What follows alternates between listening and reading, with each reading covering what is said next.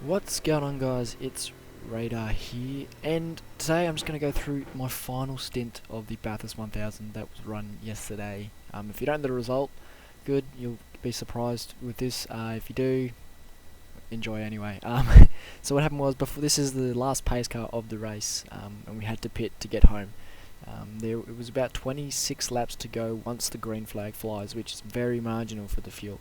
What happened was, about 5 laps before this caution, another one came out. We were sitting in third position. The 2 cars in front of us pit along with a lot of the guys behind us, except for this Stint racing car in front, and they were behind us before the stop as well. So they all pit, and we knew they couldn't make it home. They had to save like 25 litres to make it to the end of the race. We were gambling on there not being another safety car, and they were gambling on there being one. Thankfully for them there was, and for us there wasn't. So we had to do a full tank stop, all 112 litres. Everyone else, except for that Stint racing car in front, had to do a splash. And I did a bit of optional repairs as well, just to repair the car a bit, so he jumped us in the stop. It's David Moore in the car now. So what happened was, we went from first to ninth in a pit stop. So we've been the quickest car almost all day. Been around the top 5 most of the day. We've led 5 laps as we're coming to the green flag. So we got 26 laps to go. Final stint of the race. We have to pass cars, fuel save, and try and win this race. Definitely an interesting combination. So I'm just going to be here giving what I was thinking during this stint. Of course, it's still very fresh in my mind what goes on as we come to the restart. And it was a bit of a muddled one, because you can go past once the green flies, and David Moore, he was hanging back a long way from the car in front. So I just, you're going to check up that much, I'm going to pull out a line, and the green flag's on, so I make the pass straight away. So that's up to 8th before we even get around the final turn here. So there's a couple of lap cars in front. The next car for position is that white and yellow Ford in front of this multi-21 car. So lap car for position. So we're in 8th with 21 lap 136 out of 161. I'm just going to do that to keep checking. We'll post the highlights video soon once I get that rendered out. So passing a lap car here. A lot of damaged cars going around at this point. There were really only 2 cars that were still straight. That was myself and the number 40 Torquent car. So the multi-21 and that TTR black car there are both a lap down as well. We're trying to get through as much traffic as possible, being very aggressive with the traffic. I mean, you wouldn't usually try this. He pulls out, thankfully. Now we're stuck behind a back marker going across the mountain. Now I'm doing this from roll bar cam. This is a custom roll bar cam. I've got a camera pack for this car set up, just so you can see more of the windscreen, more of what's happening. If they do it from cockpit cam, you miss a fair bit of the windshield and what's looking out in front. So we've been held up here, and we decided, nope, stuff it, we're going to pass you in the McPhillamy. And then we get held up behind here, this Angry Birds car coming down the mountain. Our car all day was super strong across the top and down the mountain. It was on par with everybody down the bottom of the hill, but across the top we would pull away from most people, except for the ANZ car of Jared Philsell. But they got caught up in some back markers very early in the race, and are 2 laps down at this point. So we just make the move there, get past him. So deal with this. Another lap car, a lot of lap cars in front, just because the pit stops jumbled it all up. But they make it nice and easy. So next car is Marlon McMullen in that white and yellow multi-21 Ford that I think it had a skin, but it didn't show up for me.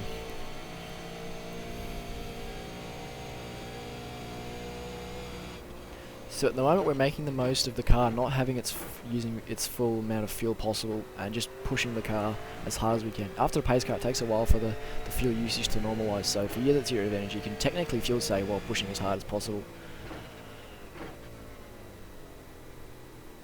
So thankfully, lads, we caught the lap car in a perfect spot on the exit of Murray, so we can just get the run on in on the front straight. He'll back out of it, and we'll be past him into Hell Corner. So the next 2 cars now for position, Marlon Mullen and Jason Bentz in the JFF laser racing car up ahead. As we look up Mountain Straight, there's a gaggle of cars everywhere, lots of lap cars, and then a few guys battling for position. At this stage, everyone is very marginal on fuel, except for the 901 ANZ car, who will most likely not make it. They didn't pit under that last caution, and they pit under the second last caution. So they had to do 32 laps on a tank. Good luck. And you can probably try it, but you're going to be super slow doing it, so.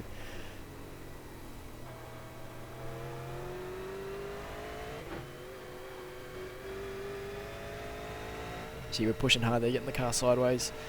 Come through Reed Park. This is a great part of track to come through. The track was so gripped up with all the rubber being laid down. We started with 80% track, but as you can see, the line just developed so quickly over the race. No marbles really anywhere, so you could pass in most places, thankfully, but that line, if you weren't on it, especially across the top, you were going into a fence. So look at, we just pulled in so much time down there, down through the skyline, through the dipper. Here you come to Forest Elbow. We think about it, but Marlon, and we just give him a hurry up. Just pushing him through the elbow. Thanks for us, it gives him a better run. We thought about 3 wide, he covered it off. Think about it again. No, we'll pull in the draft. But thankfully, Jason Bentz pulls to the left, so we're like, we're going to pin you out of the draft and get alongside and use Jason to pull us through. We're alongside him at the moment. You can't see on the third screen, but he's alongside. You go 2 wide through the kink. Not many people like doing that, of course. I'll just do it, and if you want to crash, keep going. If you don't, back out. Most people back out, but we get the move right into 7th. And then a lap car just pulls into the pit lane there, getting out of the way.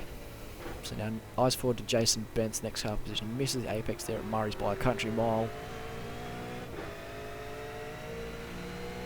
Now he's out of position for his pace at this point as well. He's just up here on fuel strategy. I think he has to pit again. But it doesn't really affect us because we'll deal with him very shortly.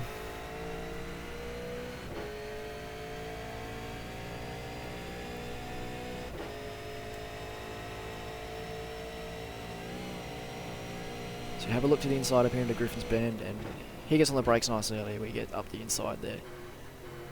On the power, get it up the hill. So 2 lap cars, and then the next car, that SDC car just entering the cutting, is for position. That's Michael Cracknell on board that car. I'm doing this all from memory, so if I get it wrong, because the replay doesn't tell you the correct driver sometimes.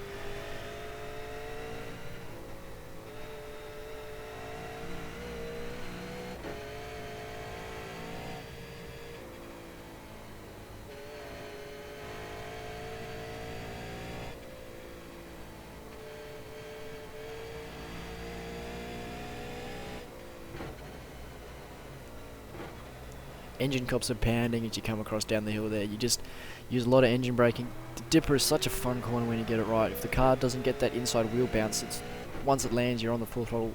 Oh, he goes a bit loose, and give him a hurry up.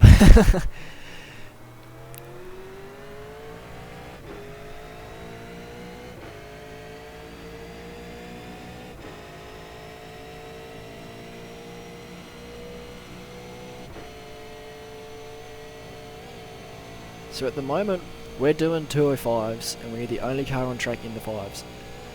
Everyone else is very mid to high 6s, because we're at this stage just pushing. We're not worrying about the fuel save, because that can come later once we're up where we need to be.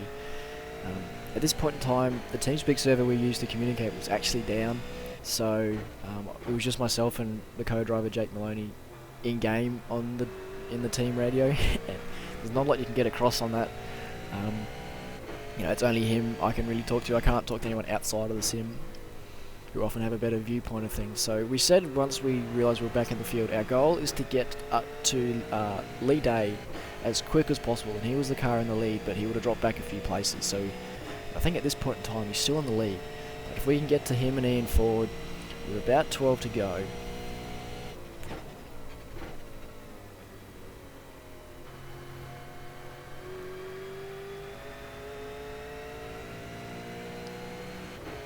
so at the moment we're in 6th place, so this next car up the road is for 5th. We did start P2, so for us we're kind of pushing to get back to where we started. It doesn't look good when you've been up the front of a race and you end up going backwards at the end. Especially when you were leading at the last pit stop.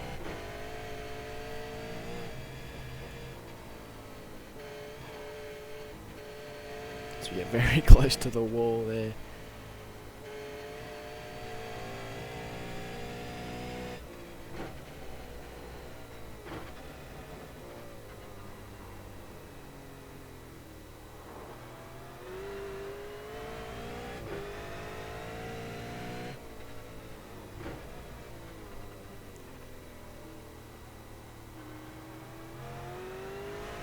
As you can see, it's pretty overcast. The race was set up that way, I think, just to minimise the risk of people getting a skybug and ruining the race. So the track was 29 degrees, so it was very fast, very grippy, and of course it suited our setup perfectly.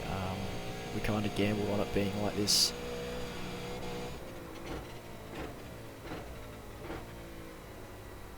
But we are at the moment the quickest car on track, as we had been since Jared Filsell pretty much was out of the race. And I've been in the car since halfway as well. I did a single stint at the start, then Jake Maloney did a double stint, and got him to 55 laps, which the minimum was 54.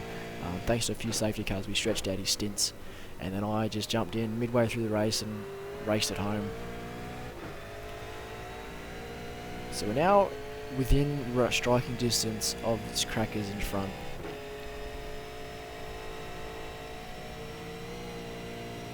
And ahead of him as well is our teammate Kurt Stenberg in the 35 car. They jumped us in the pit stop. They've been behind us all day and they jumped us in the final pit stop. They had a few issues. Of course, we had a fill-in for Jake Burton, Matt Ross Munro, who did a spectacular job. We picked him up basically Wednesday night and said, "Do you want to drive?" He's like, "Yeah, cool, alright." So he jumped in, did a great job for what we asked him to do.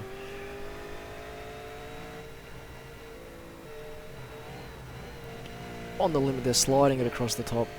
I love that right-left complex. It's so fun, especially in this colder weather. You can just get on the throttle so early. You're basically flat from the apex of the right-hander, and it's very wide at McPhillamy.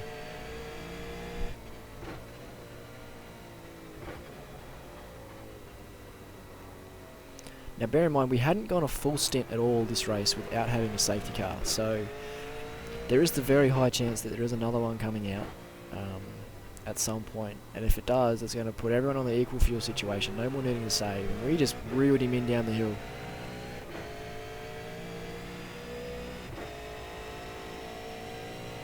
So P5 is Cracknell, P4 is Kurt Stenberg up ahead.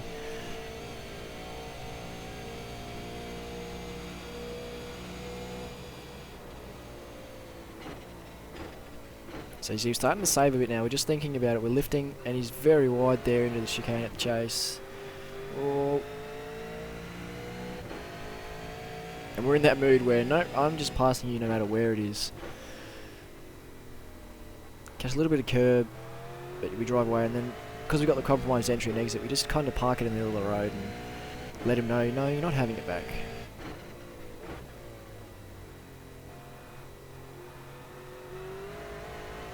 So there you go, up into 5th position, top 5.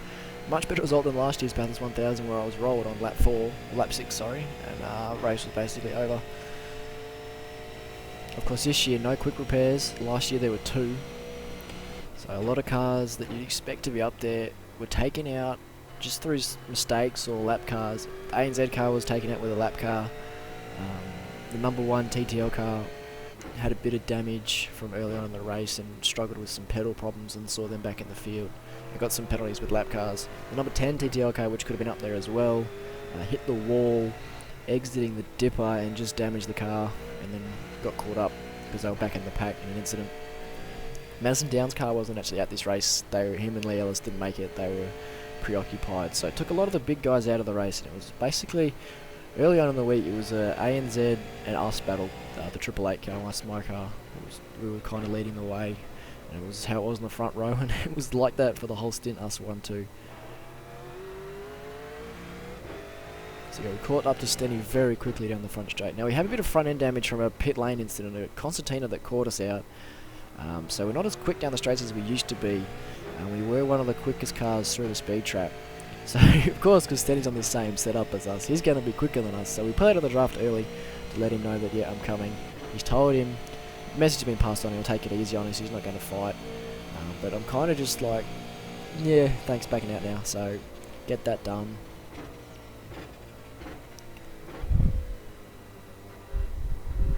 Sorry, Stenny's P6. Yes, because Josh's was in 4th, Lee Day 3rd, Lee in 4th. So there we go, 1st, 2nd, 3rd and 4th in front of us now, so we're in 5th.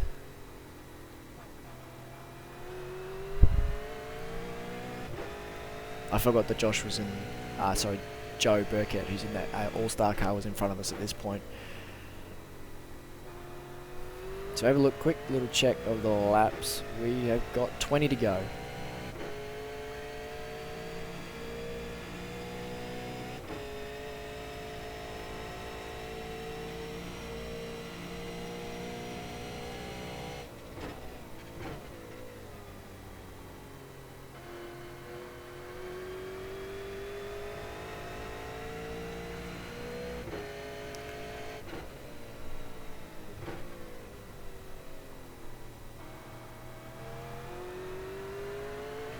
at this point we're only 4 seconds off the lead as well, and we're catching them while we're passing all these cars. Ian Ford said he was good on fuel, but he couldn't have been, because he was out in front pushing a big hole in the air, and he pit on the same lap as us, and there's no way he was going to be making it on fuel if he kept that pace.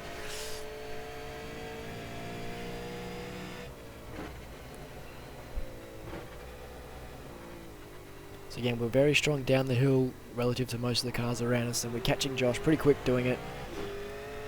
And again, Forest Elbow is one of my stronger corners on the track. A lot of guys I can catch because I'm quicker out of this corner to get the better run down the straight, as Josh has a slide there.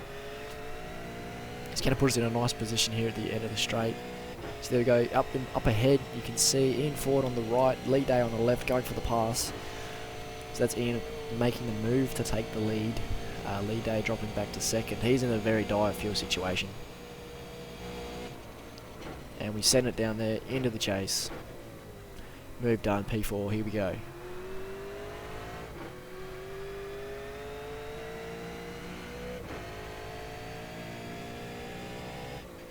So we've got that carrot dangling in front of us, those 3 cars ahead. We know we can catch them. We've been quicker than them all day. The fuel situation is in the back of my mind, and I'm constantly saying to Jake, yeah, I think I can make it, I think I can make it.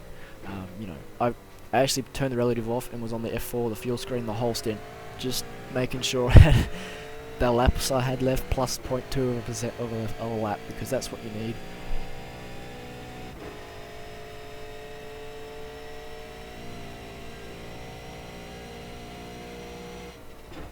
And we found out that just through a bit of testing pre-race, this car coughs at 0.3 of a litre. So you need that plus 0.3, what you need to get home, plus 0.3 at the end of that lap. It's a very odd one. Like, we figured out the HPD coughs at 0.1, this coughs at 0.3. So we've got some clean air to do some good laps and get a bit of fuel saving done at the same time. Now that I've got through the guys who are going to probably be a bit of a challenge, I can afford to save a bit more fuel, and that just means, less brake across the top of the mountain, lifting off more, letting the car roll to the corner. Down Skyline you brake a bit later, but you roll off earlier. You don't touch the throttle until you exit the dipper. It makes you a bit slower down the hill, but you save a lot of fuel doing it. Rolling off early into the chase. When I was saving right now, I was rolling off where in the apron part there's a little offshoot of tarmac to the left, like someone's driveway. I was rolling off there. Everyone else was like going through the kink and then lifting. And you lift in the braking zone before Murray's corner and Hell corner, up into Griffin's. You lift basically at the whole bottom of the hill, every braking zone. So just off to the left there's that little bit of dirt, that tarmac. So I'm not lifting yet, I'm still going hard into the corner.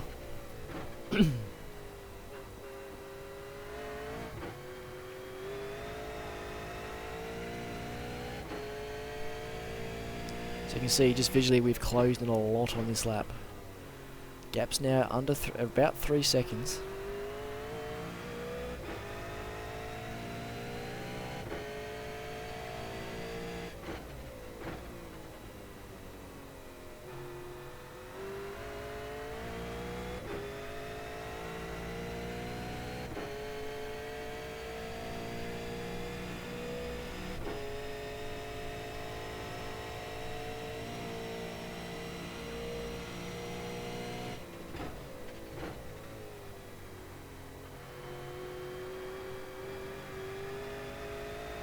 Pushing very hard, sliding into Griffin's, out of Griffin's there.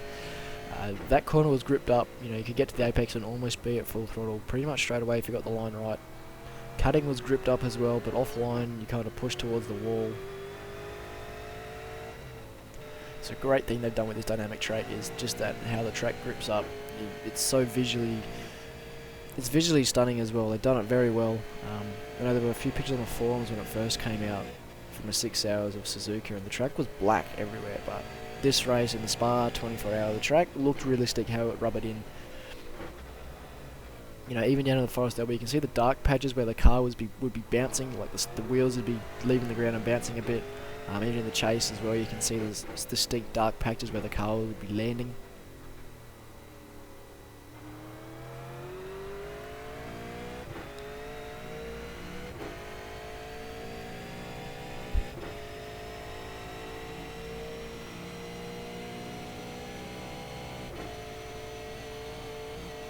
So by this point, the spotters would probably be saying that there we go, so we're starting to lift now very early into the chase. The spotters will be saying that I'm very fast approaching, and a lot of questions are asked of whether I'm actually saving fuel. As you can see, there I am. Another lap car ducks into the pit lane.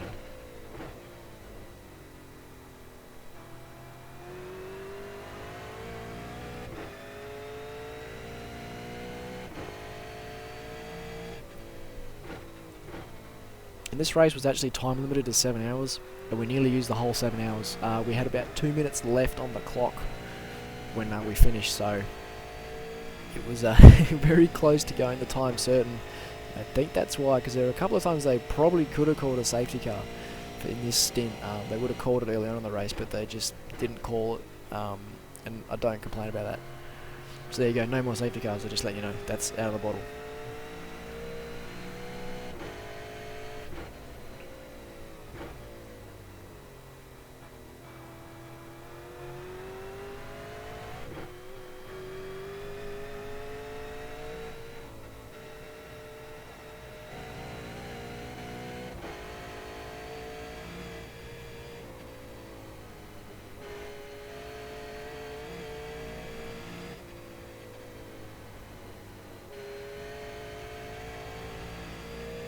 So we weren't quite getting the car to turn in across the top, but it was allowing us to save a bit more fuel. We were off throttle for longer.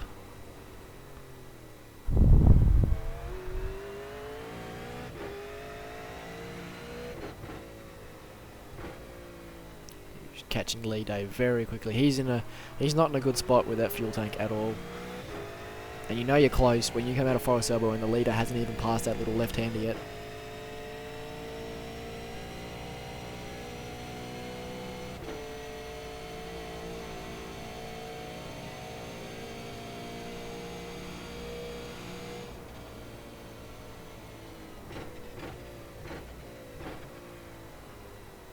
We go deep there, nearly run out of road. It was a bit deceptive breaking into the chase to that during the race, because there was a tailwind that would push you once you'd gone through the kink. So it was a crosswind down the straight, but it was a tailwind in the braking zone. And up Mountain Straight it was a headwind, so any draft would help. So it was a bit odd, you know, the car would be hitting at about 280, 290 depending on what you were doing. And then once you got round the kink, you'd just be pushed down the hill. So maybe some interesting braking as well, because you've got it wrong, you're just going off the road. A couple of cars did it. We actually saw a few incidents down there with people out braking themselves and taking people out. Nothing like last year with the somersaults I did thanks to Lee Ellis. So we're lifting up into Griffin's now as well. We're getting to about the 100 before we're braking.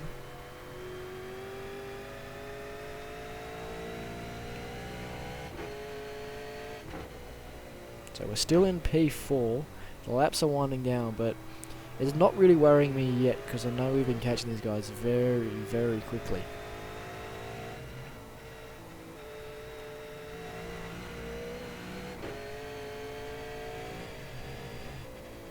Yeah, it's about 3 to 6 tenths of a second a lap we've been catching Ian. Mitch has been setting a good pace. Lead A, you know, just been dropping like a stone to a certain degree.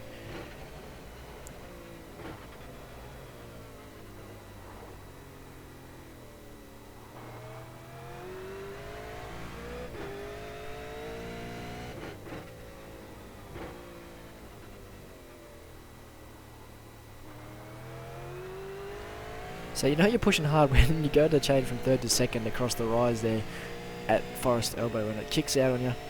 We had a few minutes lap in the race. There were only really 2 mistakes by our car all race, both kind of made by me. We went wide at Murray's corner, nearly hit the fence, and then went off at McPhillamy just over the curb.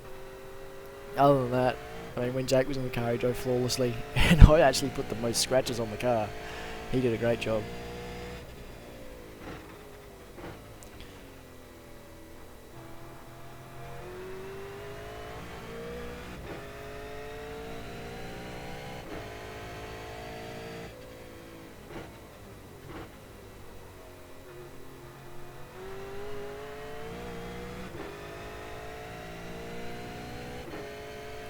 So a quick little lap check, 147 of 161. So 15 to go. So the lap car, he getting out of the way. Lap guys did a great job in the last stint to jump out of the way. There was a bit of trouble early in the race. We even had one guy trying to run us off the road. Up Mountain Straight, you know, we were trying to get out from behind him on the exit of Hell Corner, and we just clipped him, like didn't even register as a contact. So what's he decided to do? Run me off the road in a straight line the next time as we go up the straight and try to pass him. So some lap cars with some pretty poor displays of driving, I'll leave it at that. And Ian Ford is out of the race. He just hit the fence. He had a computer failure, and instead of turning the left going through Silver Park, he went straight ahead into the fence, so his day was done. So there we go, on the podium. We've inherited third place now, so the win is definitely within sight. You know, we're sniffing it now. If we can get past lead A, we've definitely got something for Mitch, because Mitch now has no one to save off. He's got no draft to help him save, and we've been hearing from Jake, who's been hearing from the broadcast, that the number 40 car, which is that car Mitch is in, is very, very tight on fuel.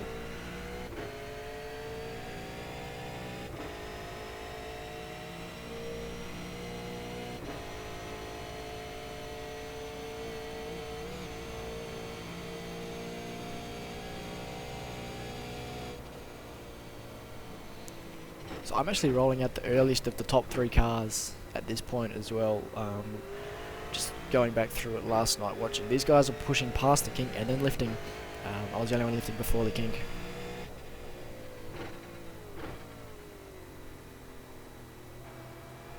So here we go, we're in striking distance now of Lee. George Maris was a co-driver, did a great job, but they just messed up with the minimum driver laps. If they didn't put Lee in the second last stint, which meant he had to do the last stint. If George had been in the car at this point, I think the result might have been different. He was the only guy besides Jared who was matching me all day. It was a great challenge when he was in the car to try and catch up. Just lap traffic held us back, but lead A in the car, they did a stellar job as well. I'm not sure if they did pit, I'm not entirely sure, but I think they still had a very strong result, all things considered.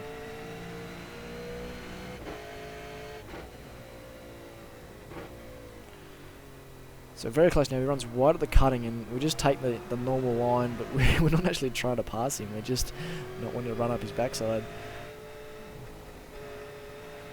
So we're definitely in this spot, and at the moment I think I need to get this move done, because if I sit here any longer, I'm just going to lose touch with Mitch, and it was all about getting to him as quick as possible. Of course, seeing smoke entering McPhillamy is never a good thing. Generally means that there's a car off somewhere, but no yellow flags. We've got a car taking the shortcut. There's a lap car as well. Ended up being 10 cars on the lead lap at the end of this race as well, which is better than last year. We were only 2, I think. Safety cars issue definitely kept a lot of guys in the race. So we're very much in the draft now, lead day here. Looking to get a pass done at the end of Conrod Straight.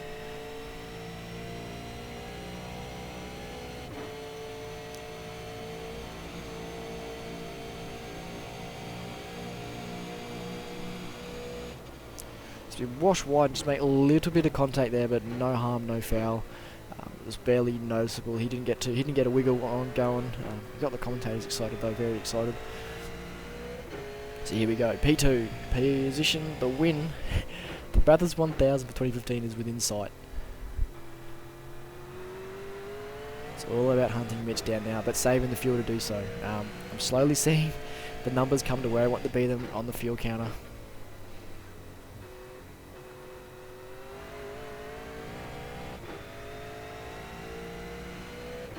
But it's still extremely tight on this fuel situation. It was, the commentators even said it, and I was thinking in the car, this is just like the real 2014 Bathurst 1000. Both, well, in that state it was just the leader, extremely marginal on fuel, and then the guy chasing hard behind.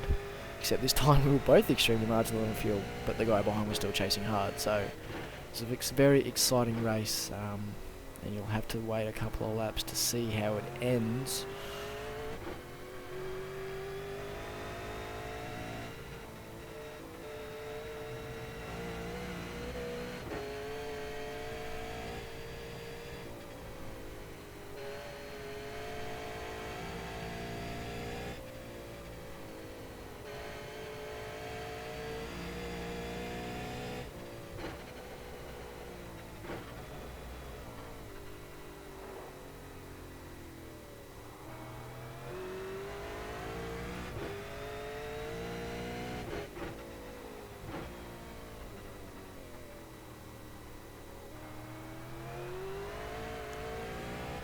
So within about a second and a half now of Mitch, and we're on lap 149 of 161. Getting towards 13 to go? Yeah, 13 to go.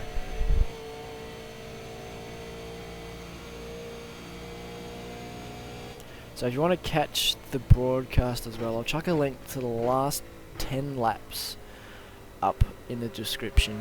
That'll give you kind of their perspective on these dying stage of the race. But the whole thing yesterday, they were live for almost 11 hours. Myself personally, I was on with them in the morning commentating both of the support races, and then jumped in the car to go and race. So I had a very busy weekend as well. Saturday night, same broadcast, qualifying and shootout. Qualified, commentated 2 races, shootout lap. So yeah, definitely go and catch up on them. I think they've got to re-upload the qualifying though because of a copyright issue with the V8 supercars.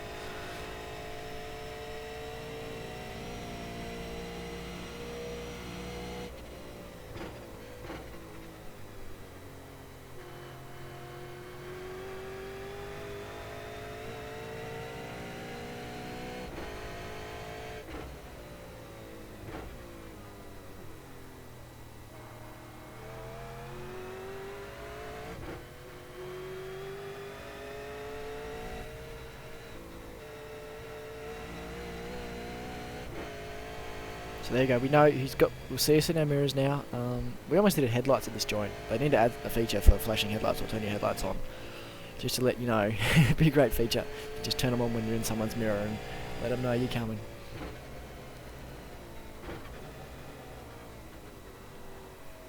And late in the stint, it actually got pretty hard to see out of the car with the dirt and rubbish on the windscreen and the dark outside. You know, I was tucked up behind the car early on, and it was just getting very hard to see those last 5 laps. But thankfully for me, I was in a bit of clean air, so the dirt build-up wasn't as bad. And eventually, you just look through it and you don't even notice it's there. But when they take the tear off in a pit stop, it's like, too bright.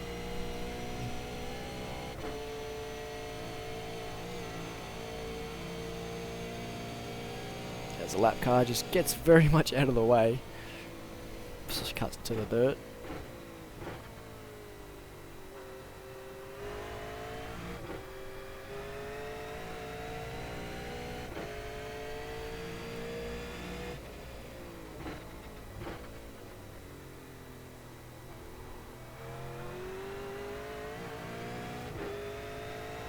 So here we go, definitely in striking distance now, under a second.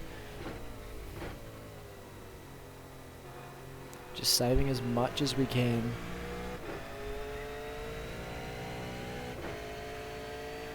At this point, Teamspeak actually came back as well, and teammate Kurt Stenberg was just like, "You gonna make it?" I'm like, "I don't think so." Jake Maloney was feeding me info about what they were saying on the broadcast about the number 40 car and that they weren't going to make it, and I wasn't telling him that I probably won't make it either at this point. We were extremely tight, and at the end of the race, I'll tell you how much I actually had left when I crossed the line.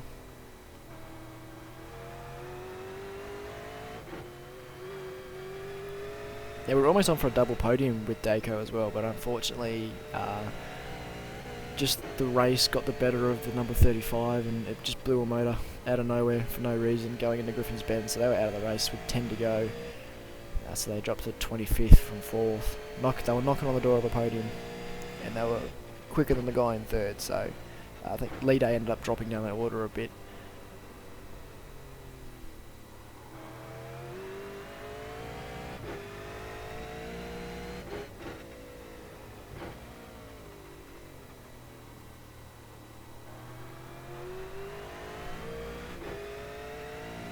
So when we cross the line, it'll be 10 to go.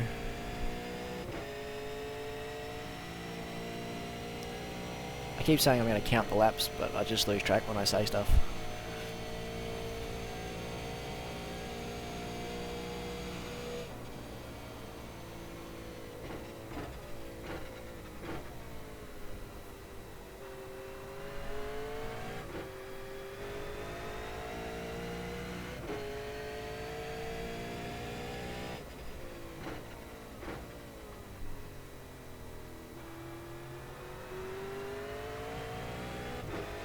So we're in about half a second now. Definitely, Mitch should be feeling it a bit. Of course, Mitch has experienced. He's won a V8 supercars championship back in the day.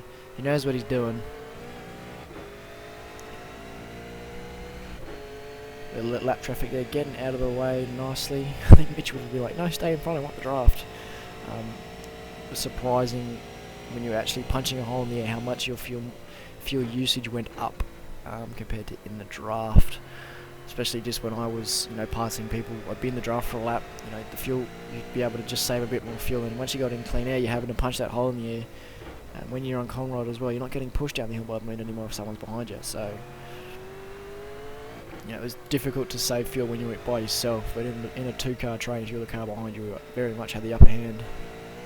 I think at one point I was told that the number 40 will not make it if they stay in front, so, Of course, that sort of stuff plays in your mind, but you're like, I don't want to leave it to that. I don't want them to just run out of fuel and me inherit the win. I want to make a pass for the win. Now, Mitch was very strong, especially down the hill. I mean, I was saving a bit of fuel, but he was still very strong out of the dipper. And it was a bit of a challenge, but then I was strong into the elbow as well.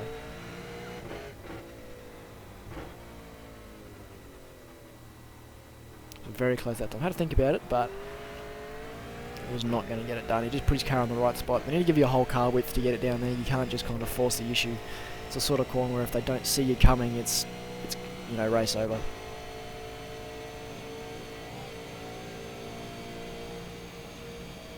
So we're just staying in the draft, rolling off very early. And we went to half throttle and rolled off in our usual spot entirely.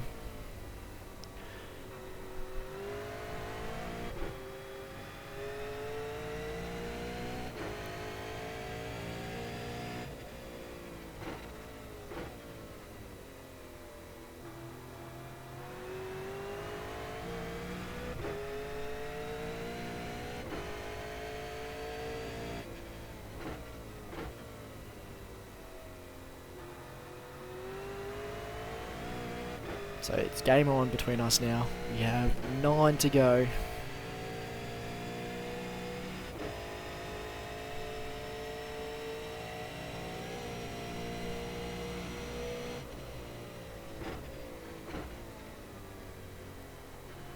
Yeah, we've done over about 950 odd Ks of racing, and this race is down to under a second.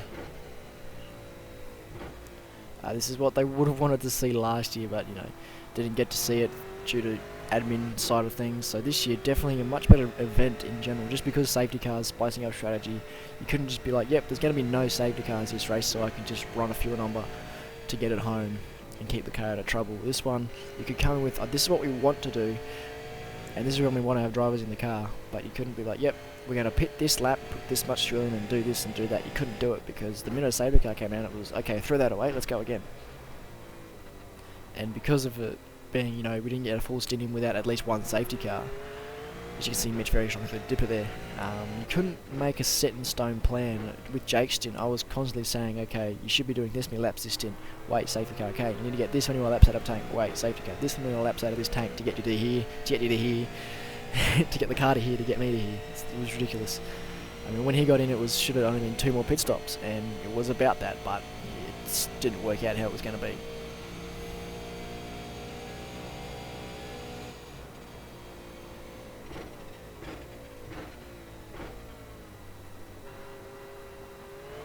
Oh, a bit loose there.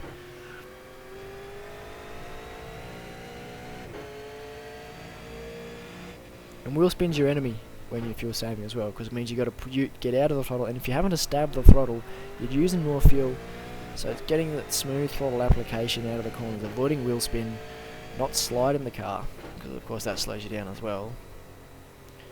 Fuel saving is about the momentum, and we're doing low 6s at the moment, 6.1, 6.2s. And saving. We were the 2 quickest cars on track at the very end of this stint. It kind of had the commentators gobsmacked that we were saving and going this fast. They called us freaks. I don't know if I like that, but they called us freaks.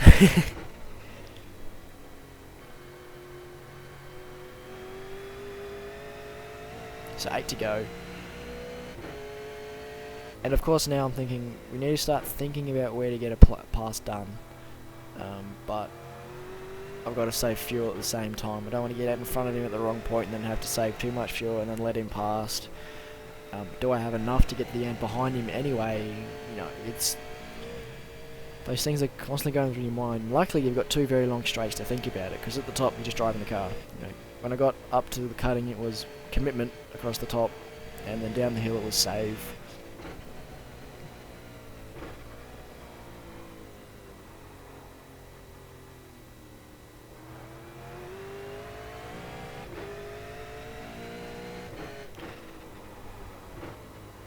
Big moment there through the elbow.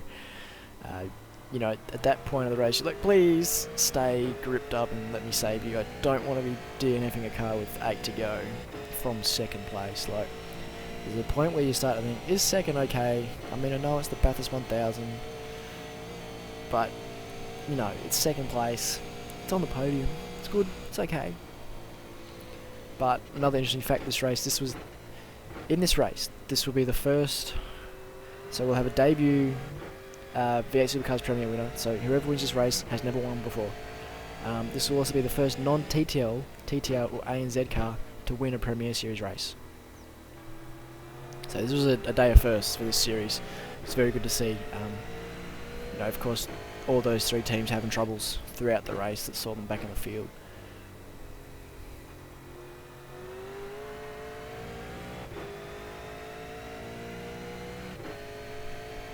And if we win this race, it'll actually be the first broadcast race win for this team as well. So a lot of firsts on the line today, or yesterday. This is recording on the Monday after the race. So we've got 7 to go. I'm just going to check my math. Yep, 7 to go.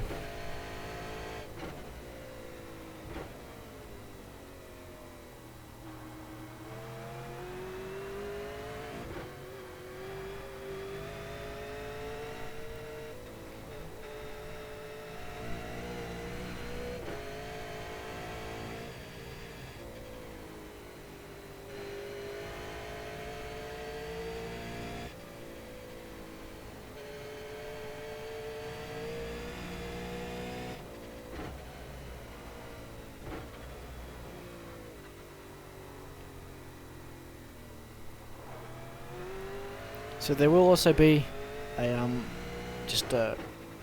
I've only managed to get, I tried to get as much of the replay as I could, but I only got the last hour and a half.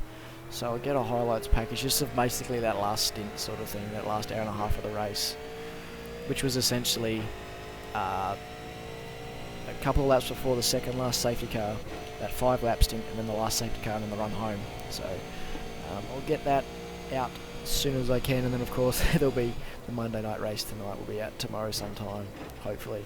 Lots of V8 stuff, unfortunately. Sorry, I want to put more than just V8s out, but it's basically a lot of what I've been doing at the moment, because a lot of the other series are just kind of not interesting me at the moment, and I'm kind of in a groove with this car at the moment, as you would have seen lately.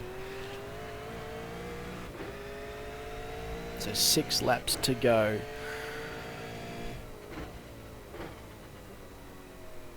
So we've got 36 kilometres of racing left, just a bit over. I mean, the track's 6.2k, so basically 36 kilometres.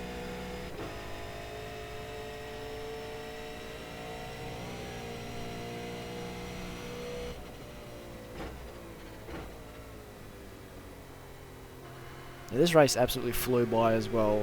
We started at 11 AM on Sunday, and in no time it was like 5 o'clock, and we're like, wow, where'd the time go? You're just so involved in it. I mean, V8 Supercar endurance racing is different to, you know, multi-class, and we did not see that lap car at all until Mitch moved out. We're like, oh crap, lap car, get out of the way.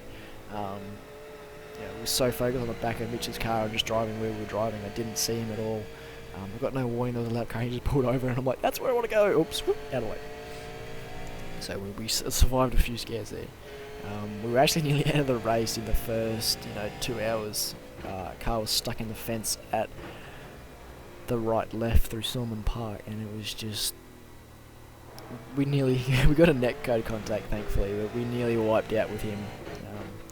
Bit of heart and mouth stuff. I alt-tabbed and came back, and Jake was like, where's that car? I'm like, what car? Boom. Oh, we made it. Cool.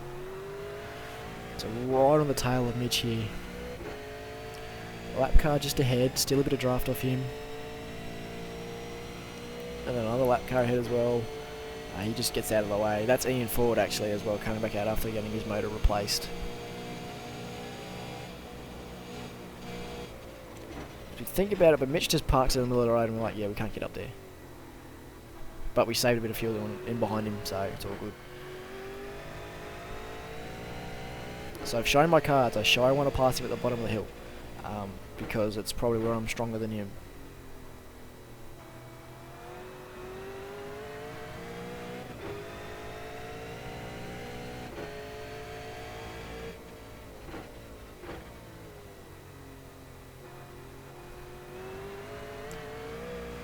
So when Mitch gets past me, I'll actually pop out to the TV cam, because you won't be seeing anything but clear track ahead of me, and that's pretty boring when, you know, there's 5 laps to go. That's if I pass him. But yeah, if I pass him, I'll go to a TV cam, so that you're not just staring at a blank bit of road.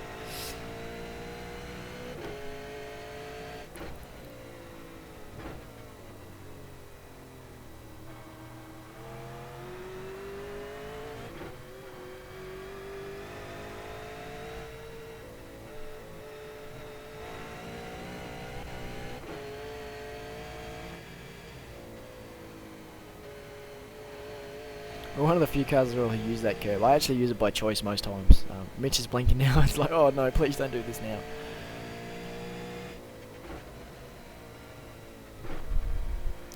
So he managed to stay pretty close down the hill. But I think I was just a bit wide entering the dipper there. Bit of a moment. Mitch goes wide at Forest Elbow. We just kick the throttle and get it done.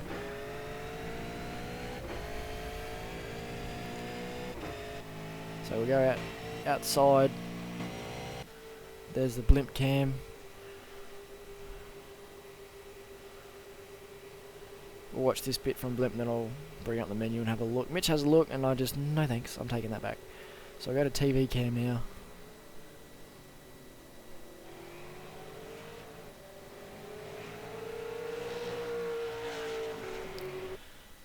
And then because you're probably missing him in some places, we'll jump onto the rear facing roof camera.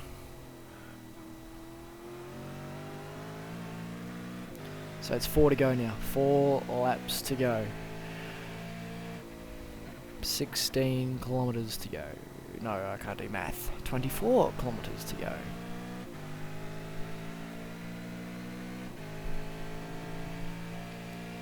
It's a very long 24Ks as well. It doesn't go quickly. At this point I felt pretty safe on the fuel. I was behind it, I'm like, yep, I've got the number I want, and then I come around one lap when I'm ahead, I'm like, crap, I don't have enough. Save more, save more. So yeah, massive rollouts when I'm in front of him now. Plus I pushed a little bit harder on this lap, just to be safe, secure the lead.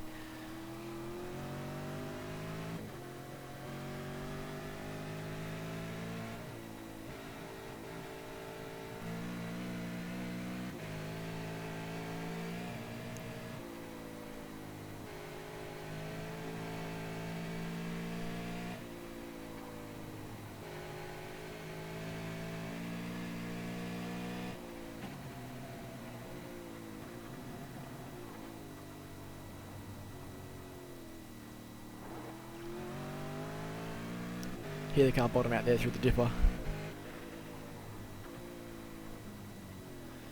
So through the Forest Elbow, we're very strong. We get the gap to about 0.6 of a second, and so after this lap I realised that 0.6 is the safe number I need. I know he won't catch me in the draft then. Mitch seemed to struggle a bit in the draft. He didn't catch, he just kind of held station. He didn't, you know, you can see the car is really dirty. There's dirt and crap all over the rear wing. The yellow cars with the yellow on them seem to dirty out really, really bad. Of course, because we're predominantly a yellow car, and so is Mitch's. All the dirt crap gets up in the grill, and it just looks they look very filthy. But it's the great thing as well. They added into iRacing a few builds back. The grime built up on the car and the windscreen. So there we go. 3 laps to go.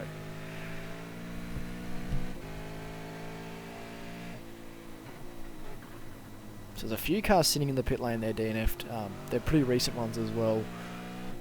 The Mountain claimed a lot of guys earlier on as well. We had 2 safety cars within the first 12 laps of the race for people crashing, so... And then there were a lot of incidents that didn't bring out safety cars as well that kind of took out a lot of cars.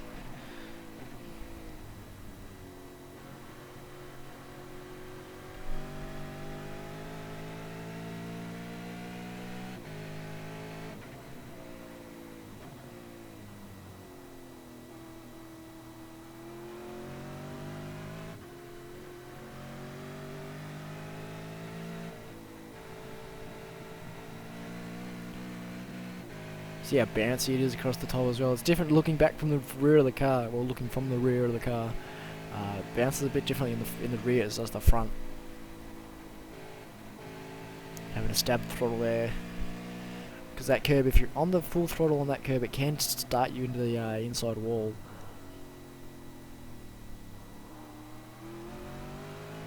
So there you go, Mitch very strong with the dipper. He uses a lot of road there as well.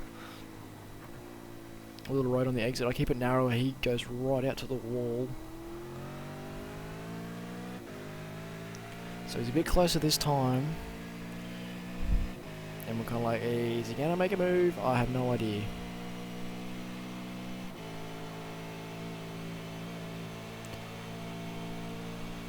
So that closing speed is immense. We're just going to run the inside here.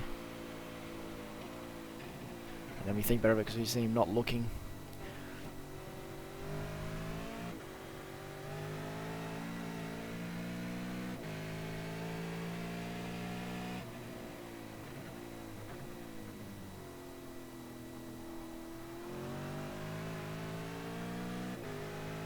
So 2 to go. 2 more laps of racing. 12.4 kilometers. So nearly 1,000 k's of racing, and this gap is still within half a second. It was actually a very fun race to be a part of. You know, just from the whole weekend was great. You know, the build up to it was pretty immense. Being part of the commentary team as well. I mean, it took your mind out of the V8 for a bit, and it was a good thing. You just got to, you know, do something a bit different, see what goes on the Premier Shares weekend from the other side of the house. Very good fun.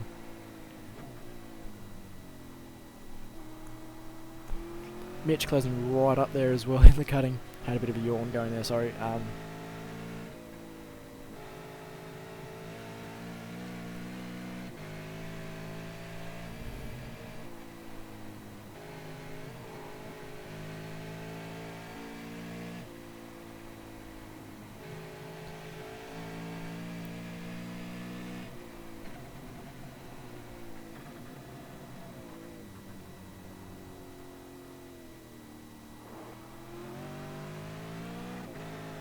Oh, a bit loose there for us, but nothing happens to it because we don't run out to that wall like Mitch does.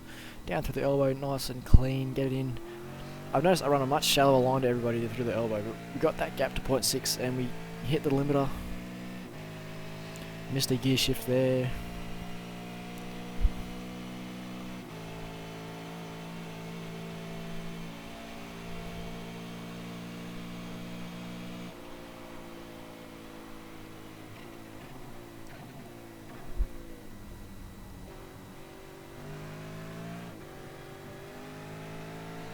So I cross the line and I see I have exactly 4.2 litres of fuel left. I normally burn 4.3 on a flat out run. So I need to be burning only 4 litres of fuel this lap and stay in front. That's the tricky thing. I have to stay in front and only burn that much. So it's a bit of an effort. But one more lap. This is it, the final lap of the Bathurst 1000 for 2015. Not the V8 Premier Series one, this is the official one in 2 weeks, but no one cares about that. Mega lift there into Griffin's Bend. Lets Mitch close right up, and now we're like, how much can I save across the top? Because you can't pass across the top of the mountain, so you can save as much fuel as you can, and then I can get through Forest Elbow nice, and build that gap, and then hopefully save as much as I can into the chase.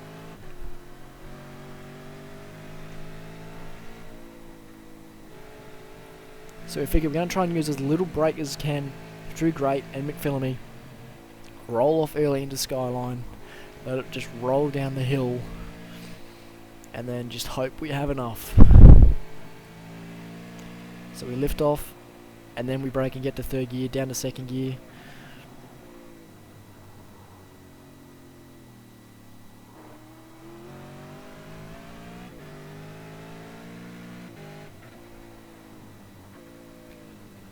So we get into the elbow nice and neat, get out of it very good as well, built that gap back up to 0.6. Just got to hit every gear shift, get it right, don't give him anything extra to help him because we're going to be lifting off very, very, very early. He's gaining on us though, and we're out of the throttle, and we know he's going to be coming hard, so we just run the inside. And at this point, the commentators are going, he's out of fuel. I'm out of fuel. So Mitch's like, yep, just got to get the power down. He gets a massive slide going here, and at court he's like, oh, he's got enough fuel, he's got the power down. Lift off early as well, because I'm not sure I'm going to have enough to get around the final turn. Run the middle of the road, put the power down, and it coughs. But thankfully we crossed the line in P1. And we're out of fuel, so we can't even get around to do a donut or anything. We're out of fuel. We crossed the line with 0.2 of a litre left. One of the greatest races I've been a part of. Was very fun, and Daco's first win in Premier Series, and also my first win in Premier Series. But so that was a great race. So thanks for watching, guys. I hope you all enjoyed it, and I'll catch you on the flip side.